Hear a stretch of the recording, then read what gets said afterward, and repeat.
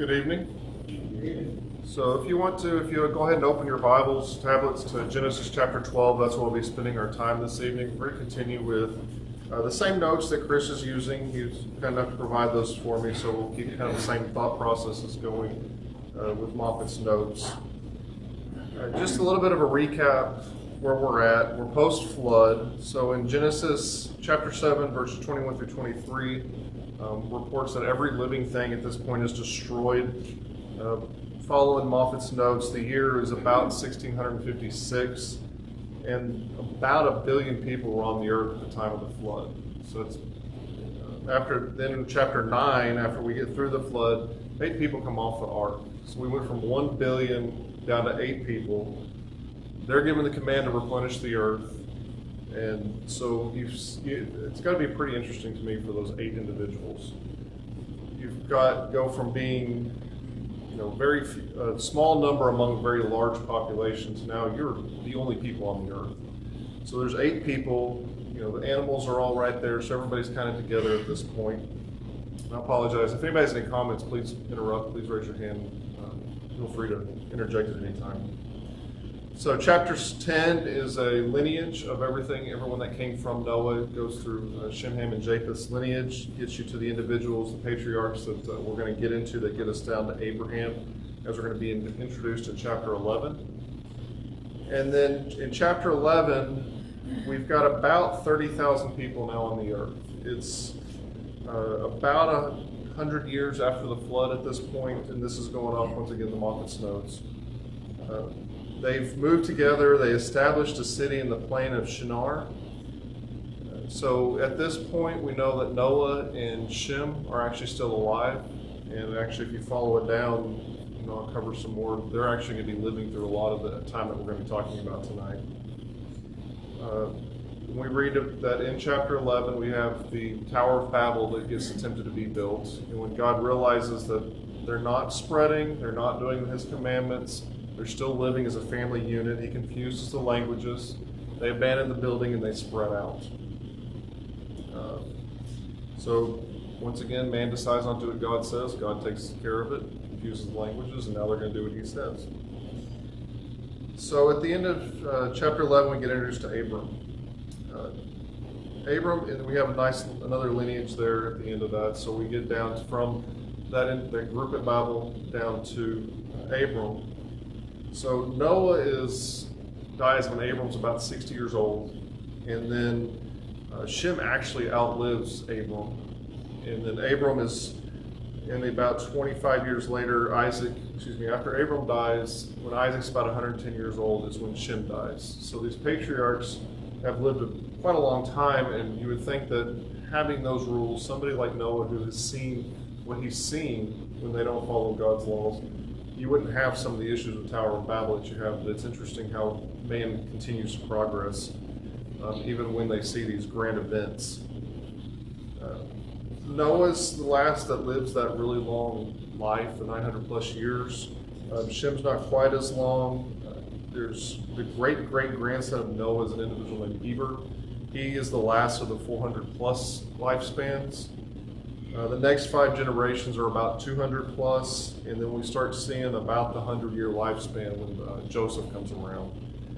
And then as we get into the last couple of verses of chapter 11, we were introduced to Abram. And if somebody would please read Genesis chapter 11, verses 28 through the end of the chapter, verses 32, if you would please. And Haran died before his father Terah, in the land of his nativity in Ur of the Chaldees. And Abram and Nahor took them wives. The name of Abram's wife was Sarai, and the name of Nahor's wife, Milcah, the daughter of Haran, the father of Milcah, and the father of Iscah. And Sarai was barren, she had no child. And Terah took Abram his son, and Lot the son of Haran, his son's son, and Sarai his daughter-in-law, his son Abram's wife, and they went forth with them from Ur of the Chaldees to go into the land of Canaan. And they came unto Haran and dwelt there. And the days of Terah were 205 years, and Terah died in Haran. Thank you. So at this point, we're introduced, like I said, to Abram. Abram has become the patriarch because both his father and his grandfather have passed. So his father actually passes before his grandfather does. And so they move from the Ur of the Chaldees down into Haran, and that Haran's where we're going to be introduced into where God's actually promises in the first part of chapter 12. Now the interesting part is, up to this point, to right here, the Bible's been very global. It's mankind. It's God's establishment of the world. It's a very universal review of what was going on at the time. At this point, God switches from being the universal discussion to now he's setting up the kingdom of heaven. And this is per Moffat. God narrows it down to a history of the kingdom of God. And so Genesis 11:31 that we just read through in 12:1 indicates the first call to Abram comes from Haran. As we get into Genesis 15 and again into Acts 7 verse 2, they may have moved from Ur to Haran because of God's call. So it's kind of, you get both stories there. So God's called Abram at this point. The exact location may be kind of some dispute on that, if it's they're not in Ur or if they're up in Haran at this point. So if you had a map in the back of your Bible or something, the Ur of the Chaldees is down by the Tigris River and the Euphrates meet, and then Haran's just above the north part of Israel. So it's a pretty good range from those two locations. So just give you all a frame of reference to what Moffat's given to. In Genesis 5:15 verse 7, and he said unto him, to Abram, I'm the Lord that brought thee out of the Ur of the Chaldees and given thee this land of Haran. So Abram, he brought him out of Ur. And then Acts 7 verse 2, he said, Men and brethren and fathers, hearken.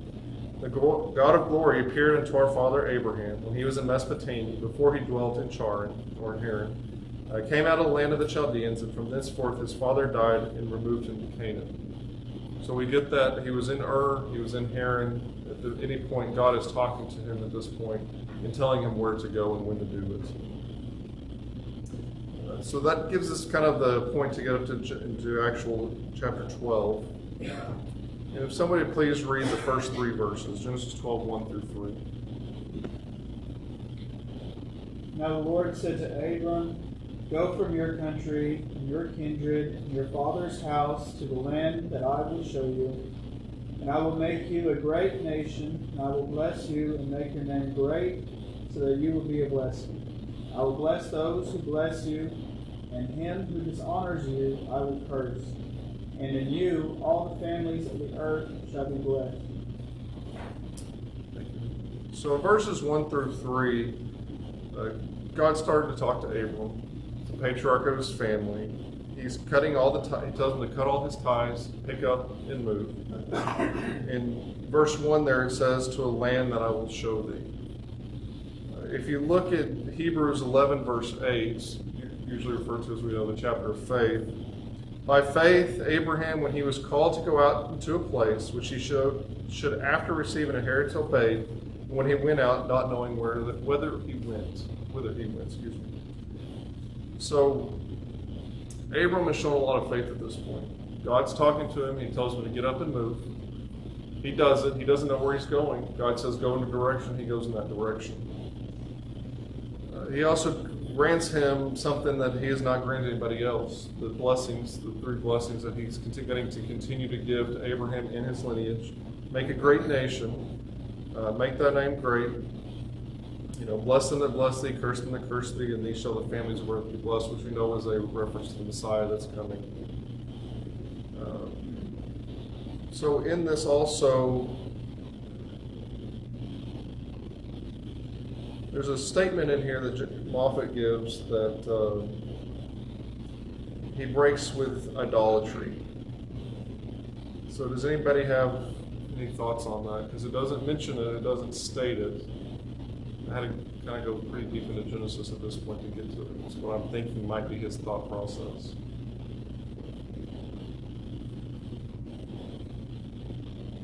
The only thing that I could come up with on this is if you go down to a few generations, when Rachel is married off, she steals her father's idols, and that those travel with them.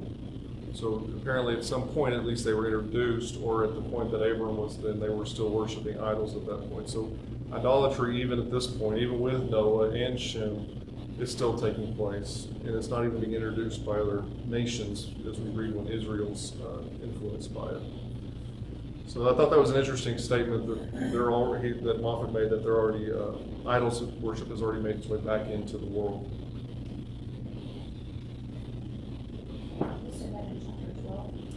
Well, it's a note from Moffat in the notes that Chris provided to me, that verses 1 through 3, that when he picks up and leaves, he breaks from his family and from that idolatry. So he didn't have any explanation where he pulled the idolatry thought process from. Genesis 31, I think 23, I didn't write the verse down, where Rachel steals her father's idols. So,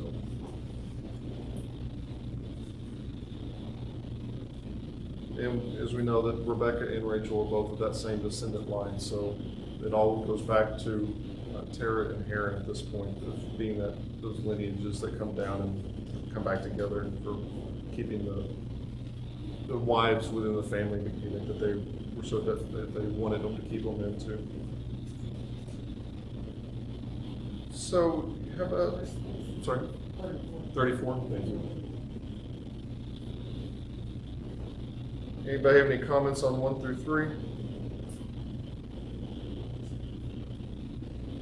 If not, if somebody please read verses 4 through 7. So Abram departed, as the Lord had spoken unto him, and Lot went with him. And Abram was 75 years old when he departed out of Haran.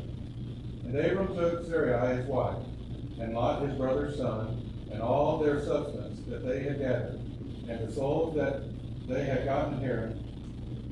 And they went forth to go into the city of Canaan, and into the land of Canaan they came.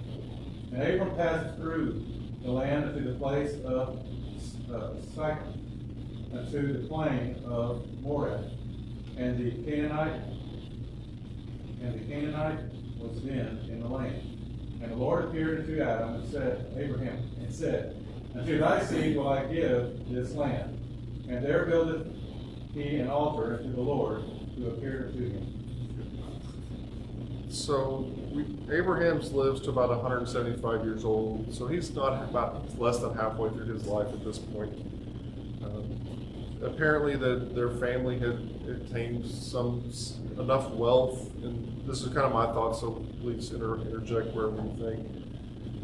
Enough wealth that it's something that's worth mentioning. It's not just him and Sarah getting up and starting to walk. It sounds from reading this that he's got substance and he's got souls, which I'm taking as servants, as individuals that worked for him to an extent that they weren't allowed to stay behind. So they somehow had an arrangement or slavery to an extent that he was responsible for those individuals, and they had a responsibility to stay with him and travel with him.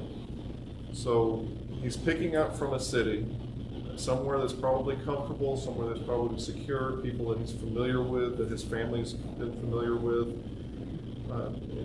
It sounds like it's a fairly decent undertaking to pick these individuals up and travel. I know even when we go places, go to Lakey and stuff like that, it's not that far. We're taking a car, but it's still the stuff you have to take, the idols you have to take. And they didn't have the stops that we have today. So I can't imagine taking this many people, this many livestock, picking up and moving just because God says, go that way. He doesn't know he's going to Canaan. He doesn't know any of that information at this point. And from the sound of the way it's written, he got told, he picked up, they went. It wasn't a matter of discussion. So probably a fairly comfortable lifestyle that he's picking up and leaving. That's just from what I'm taking out of the fact that they mentioned substance and souls, and that's important enough to be mentioned and be written down by Moses later on. The other interesting I thought was here is, since Terah has died, since Haran died, Abram is the patriarch. Lot's father is no more, so Abram, as that patriarch, is taking responsibility for Lot and taking Lot with him.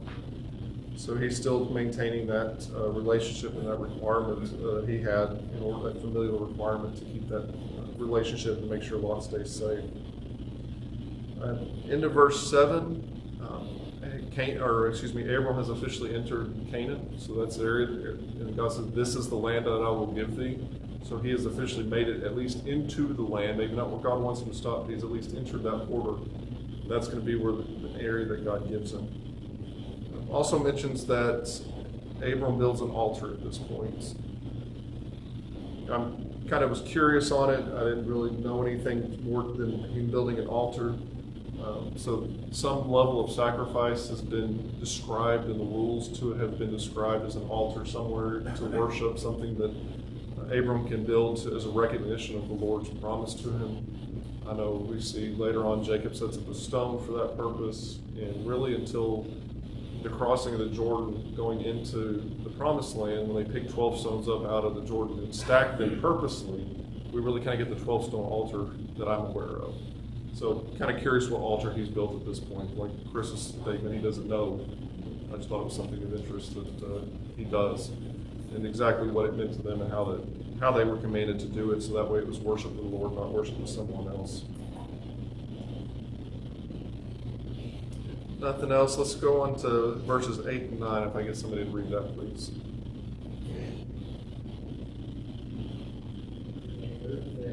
From there to the mountain east of Bethel, and he pitched his tent in Bethel on the west and Ai on the east. There he built an altar to the Lord and called on the name of the Lord. So Abram going on to build the sun. So one thing I'd like to know before we get kind of into the description on this, I use the King James Version, and I have Hi, H-A-I. The ESV reads I as in AI, which is a term we hear quite a bit more on as we go throughout the Bible. So that maybe if you hear the difference, Moffat specifically calls it as AI, and it means a heap of stones. Why that was significant, I don't know, but that's what it's calling upon. We also note here in this section that he builds a second altar. So he's continuing to build these altars as he's moving through the area. Another note that Moffat likes to put in here is Bethel is actually not named Bethel at this time. So it's written by Moses years and years later. So as a frame of reference to those individuals to know where Abram is at this point, he labels the location with names that are of areas that are named for that in the future. So we know that AI is going to come back later on with Joseph trying to eventually raising it, but having trouble with the city. So it's interesting that we kind of see these names come back up. And then, so he reads an altar, and apparently God's not done showing him where he's at. So at the end of verse 9, he journeyed still going south. So he started up at Haran at the top of it. You know, he entered the promised land, and he's still pushing his way south as God tells him to. Bears and comments? If not, can I get somebody to please start reading in verse 10 through 13, please? There was a famine in the land, and Abram went down into Egypt to sojourn there, for the famine was grievous in the land. And it came to pass, when he was come near to enter into Egypt, that he said unto Sarai his wife, Behold now, I know that thou art a fair woman to look upon. Therefore it shall come to pass, when the Egyptians shall see thee, that they shall say, This is his wife, and they will kill thee, but they will save thee alive. Say, I pray thee, thou art my sister, that it may be well with me for thy sake, and my soul shall live because of thee. So there's a lot going on in these couple verses here. Starting in verse 10, we find that there is a famine in Canaan. And we actually read about that continuing on later on in other areas where Canaan suffers from a famine. So he continues to go into Egypt. God's told him, this is the promised land. This is the land I'm going to tell you to go to. This is where I have told you, you and your descendants will live. And rather than to stop there because there's a little bit of hardship, he picks up and goes to Egypt. We don't know that God told him to come back. We don't know anything towards that effect. It appears that you can read into it that Abram just made that decision on his own. So Abram at this point, you know, my limited calculations on a map, it's traveled like 1,000 miles on foot to this area. And he's got enough faith in God to pick up and leave a comfortable lifestyle, drag all these people, all this livestock, everything he owns with him. He gets there, there's a little bit of hardship, he keeps on trucking. So I'm curious at this point, because one of Moffat's statements here is exactly what was read. Abram might be killed by the Egyptians so that they could take him as his wife. So the Egyptians must have had some kind of reputation at this point. Something well enough known, some kind of stories that have been told, that Abram is aware enough that it's not beyond them to do this task. That they have done it, or he at least believes to the extent that they will kill him, just so that way they can take Sarah. What reputation that is, we're not told, but they've had to have something to give him that thought process. The other side of it is they apparently had laws that they followed. So they couldn't take him to be his wife while Abram was still alive. So they had a rule to that, but they had no qualms apparently with killing Abram to take her as his wife. So the laws only went so far. And once again, this is inference out of what's written here, but there's a lot to Abram's thought processes as he's going into this area. It seems funny that if they were going to take her, you wouldn't have her. She was your father's sister. It's all selfish. You know. They take you because you're my sister, I'm still alive after it's all said and done. They take you because you're my wife, I'm dead at the end of the day. So kill him now and then take her to get all his possessions. And from the sound of it, that's a fairly substantial amount of wealth to take over from. So it's interesting to see where Abram draws the line with his faith.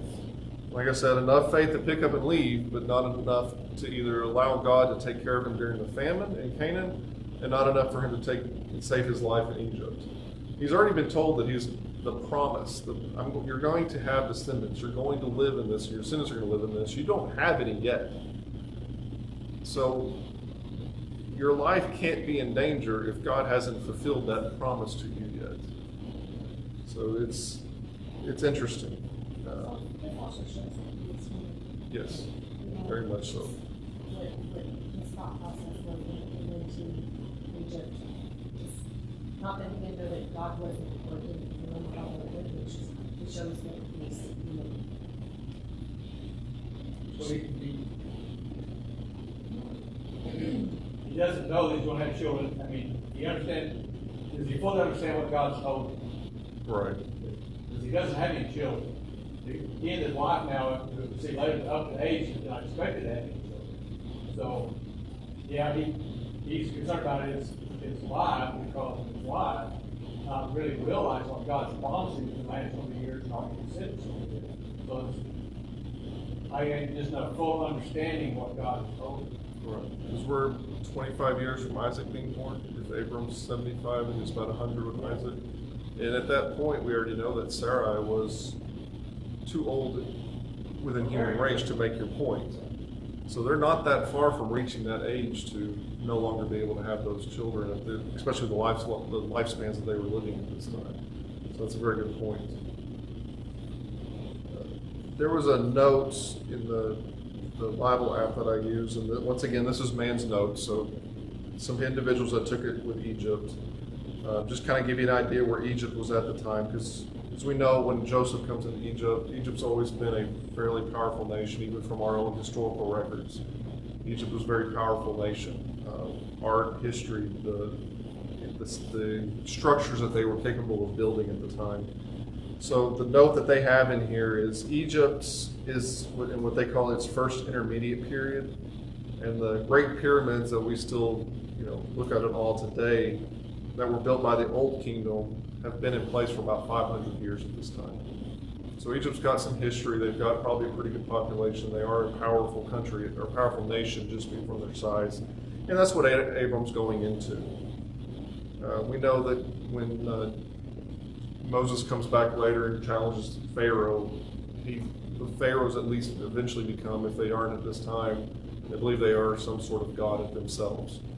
And so if an individual with that type of belief thinks that they can take your wife, I don't think there's much within Egypt that's going to stop that. So there's going to be a more powerful force. And he's got that on his side, but he still is lacking a little bit of faith at this point. So as we go into that, to see what happens in Egypt, if I can get somebody to please read verses 14 and 15.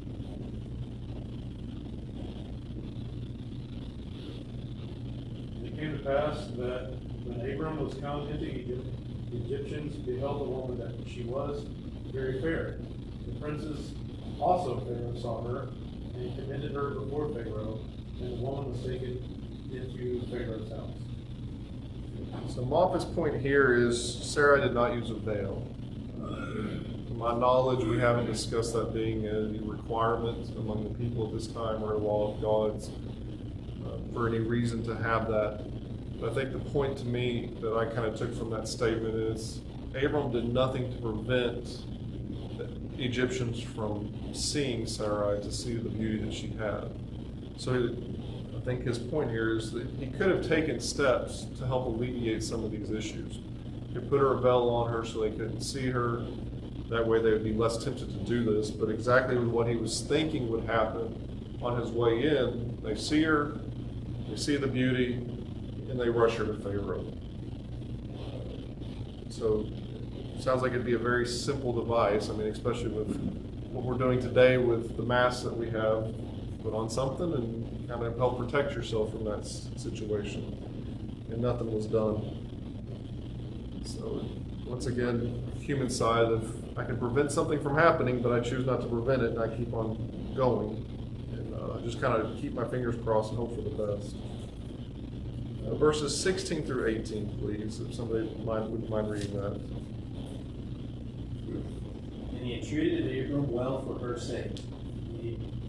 And he had sheep and oxen, and he donkeys and manservants, and maidservants, and she donkeys and camels. And the Lord plagued Pharaoh and his house with great plagues because of Sarai and Abram's One more, please. And Pharaoh called Abram and said, What is this that thou hast done unto me? Why didst thou not tell me that she was thy wife?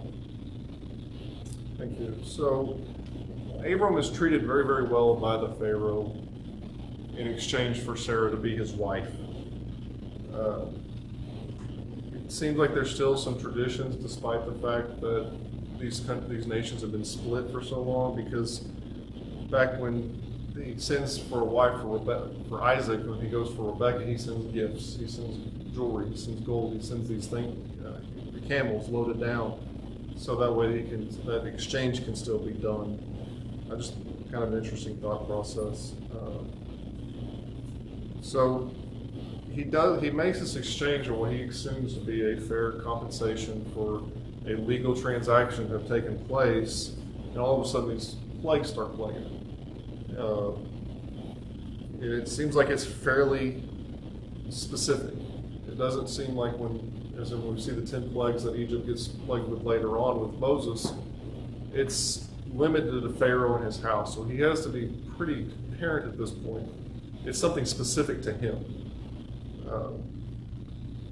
Whether they have the mindset that you can see in the New Testament where the rich are blessed, they must be doing things right, and the poor must have done something wrong, that Pharaoh should be pretty much up there with the infallible at this point. And here he is getting hit with these plagues that didn't have a problem before, didn't have a problem after, and they don't sound like they're spreading to anybody else. And so we don't know how he identified that Sarah was the issue and that there was deceit that happened, but we do find out that he pinpoints it to Sarah. He goes to Abram. Why didn't you tell me? You didn't tell me she was your wife. You put me in this situation, and now up to the point that with plagues, people may be dying. And we don't know exactly what the extent of them was, but plagues are generally not used as a light punishment for individuals. It's usually pretty harsh. And the interesting thing is when we get to Genesis 20, Abram plays this exact same thing out with King Abimelech, but God comes to Abimelech in a dream and tells him, here's the problem. So whether God did that with Pharaoh or he found out through other methods, we don't know, but we do find out that Pharaoh does find out about it and then confronts Abram to what in the world's going on. Please, if I can, the last two verses, verses 19 and 20. If somebody mind reading that for me, please. Why did you say, she is my sister? But I took her for my wife. Now then, here's your wife, take her and go. And Pharaoh gave him orders concerning him. They sent him away with his wife and all that he had. Thank you. So verse 20, the only comment that we have here that from Moffat's notes is Abram got a bodyguard. So we do know that Pharaoh gave him a lot of gifts, treated him very, very well, and then the plagues happened. Pharaoh confronts Abram to the, why did you put me in this position? At the same time, we do not know what would we don't know if Abram's foresight, if you want to call it that, would have come true had God not been protecting him. I'm going to put that caveat in also. If he had walked in there, would Pharaoh have killed him for Sarah, or would he have respected that marriage? We do not know that point. So we don't know if Abram's fear is correct. The other thing, so Pharaoh is attacking him at this point verbally. Why did you put me in this situation? Why did you do this to me? He's got enough fear of Abram at this point that he hasn't just outright had him killed or anything to that extent. We also don't have Abram defending himself in any way. There's no record of Abram defending himself. He kind of just takes the berating that Pharaoh's put on him at this point. So it's either he didn't give one, Moses wasn't told it's something that we're recording, or he just didn't have a defense for the actions he's taken at this point because he legitimately put somebody in a bad position. The statement he says she's his sister wasn't a complete falsehood. She was a half-sister, but the intent was to spare his life. The intent was for deceit. It wasn't intended to be truthful. Like I said, Moffat's notes on this is Abram got a bodyguard. I think I would take it as he got an escort out of town. He had police on all four sides of him, making sure he did not stop, did not do anything else. We go back and look at it when they entered Egypt, that Sarah was not just noticed by Pharaoh, she was noticed by the Egyptians, she was noticed by the princes. So there's other people of power that may have had the intent of potentially trying to do the same thing Pharaoh did. And I don't think Pharaoh wanted them in his town in any way, shape, or form, so he sent them with a bodyguard to make sure they got out of town. The other thing I thought was interesting is the way that the verse 20 ends. And they sent him away and his wife and all that he had.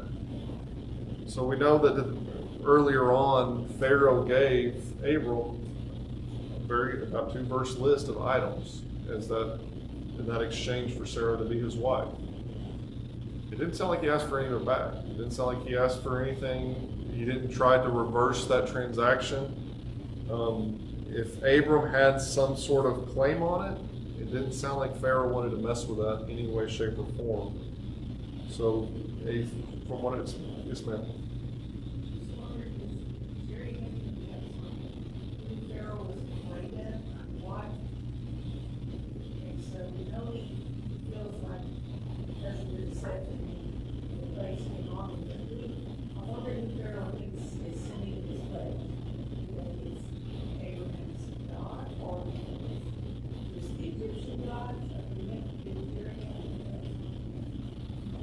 He did not mention anything to that. This section in his notes are kind of 1 or 2 liners in a couple of sections, and actually between a few of the sections, like verse 10, he didn't even have any comments on at all. So.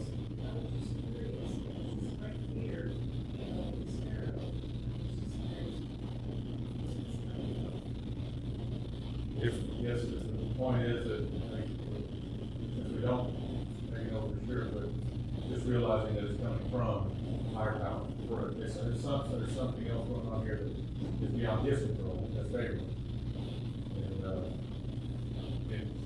And like you were saying earlier, for those later that thought that they themselves were gods, well, here's something that's beyond what he can do in his control. So, worries. Right. I think to build on that, the plagues were so specific to Pharaoh and his house, and they weren't outside any of the common people. The most powerful person in the world is being attacked by, and the only piece that's being introduced into it is that one person all of a sudden. That association has to be there. It would be interesting to know how Pharaoh found out about it, and if he did recognize that there is a higher power at this point. Sometimes we're worried about the things that we don't know about the worst. Right, that is true. Yes, sir. Is this the same like her, the bear, the only person was Pharaoh, John Genesis, is it the same one, John Genesis? I think it's a title from my understanding of ancient Egypt, because between Abraham and Joseph is still 300 years, give or take, I think. So I'd have What to. he calls the Ramses, isn't I know that there is a group, the Ramses the first through a it? couple. Pharaoh Ramses, I think there's, right. Ramses Like we had is a names. family name. Pardon? Ramses is a family name. Right. Doyle Senior, Doyle Junior, and then Right. he had another one that Doyle, They had Pharaoh and he would first. just be, Doyle was Pharaoh. Pharaoh's position. Yeah, Yeah. Like Caesar or Yeah. King or something. It's Abraham, and this is just a little deal from the house to house. He passes in 2121. Joseph is born in 2197. So far fewer years than I thought, but the Pharaoh would have to be well over, older than what the people were living at that time. But I think it's a title that passes down. But you'd think with history, to your point, hey, this happened, something happened here. We had plagues coming in. You'd think there would be some level of record of that. And then another Pharaoh came in going, we're not always infallible. We're not always into that piece. So. Well, didn't they, at this time, did they not have like certain ceremonies or something when they were certain rites or anything like that? It doesn't specifically state that Pharaoh didn't know her, but like when Abimelech took her as a wife, those events happened to Abimelech before that act took place. So it sounds like, and I know from Cody this morning, I believe it was, mentioned that there was a time frame when they went to build that house. There was an action that had to take place between the marriage being fulfilled and actually being married. That had to take place. So if they're still in that tradition, even back at this point, then that would be, I would think you'd have a point that there was nothing going on at that point. It sounded like the plagues happened before Pharaoh could actually get himself in any deeper trouble than he already was. And the New King James says, I might have taken her, and my mom, so that's not right. But he had not officially taken her, but he was heading that direction rather quickly. That closes out chapter 12. We'll go into chapter 13 next week. From talking to Chris this morning, I'll be up here doing 13 next week, 14 the week following. I think if he's back up on his feet I think it'll be the last week in February. He'll pick back up with chapter 15. So if you want to read ahead, then get into chapter 12, chapter 13, and we'll go from there.